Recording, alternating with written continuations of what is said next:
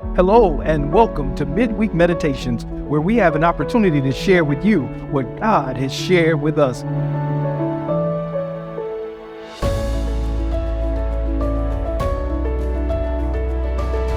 Oftentimes we think that church has to look a particular way in order for it to be church. And then we talk about making church a safe place. I think that the safest place on earth ought to be the church. But making the church a safe place means that it has to be an inviting place. Right. It has to be a place where if I am struggling with nicotine and I got to get my smoke before I walk in, I still should be accepted. And that has not always been our story. We think that our goal is to catch them, clean them, and then cook them. That's fish, isn't it? Yeah. Sorry, I probably should have used choplets on this one, but yeah.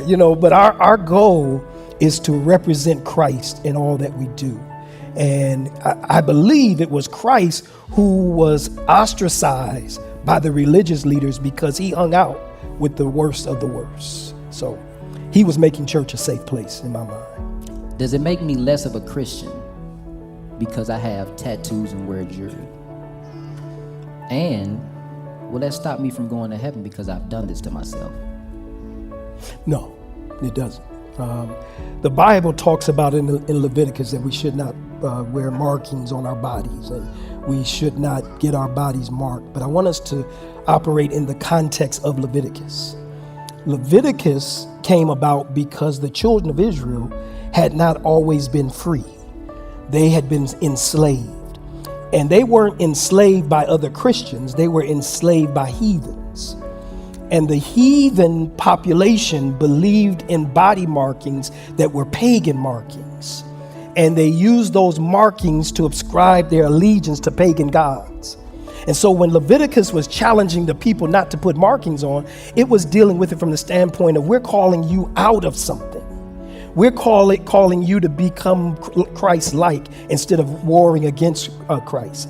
And so we have to, we get in trouble by applying 2023 standards to what was happening at that time. It's really about why do you have that marking?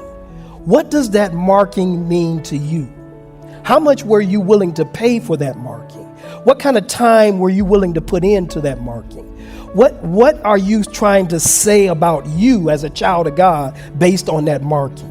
That's what we need to be concerned about. We are so concerned about being that it has to be this particular way.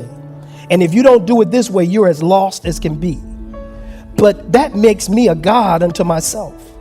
That makes me a standard, and I should not be anybody's standard. God and his word should be my standard, and that is it alone. They were telling us a story of this lady who wanted to leave the church. So they had her hold a cup of water and walk around the church. And as she walked around the church, she was just focused on the cup.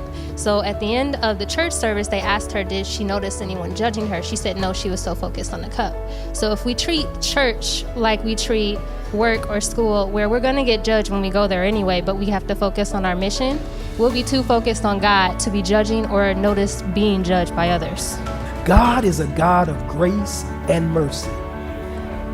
Can I bother you a little more and tell you that he gives grace to you? Oh, y'all don't want... Every last one of us in this place of worship are here because of God's grace. Every story just has not been told. There's some stuff that God has hid in the cleft of the rock that he has covered, even from your children. They don't know. And I want us to understand that the same God that extends grace to you is the same God that your daughter may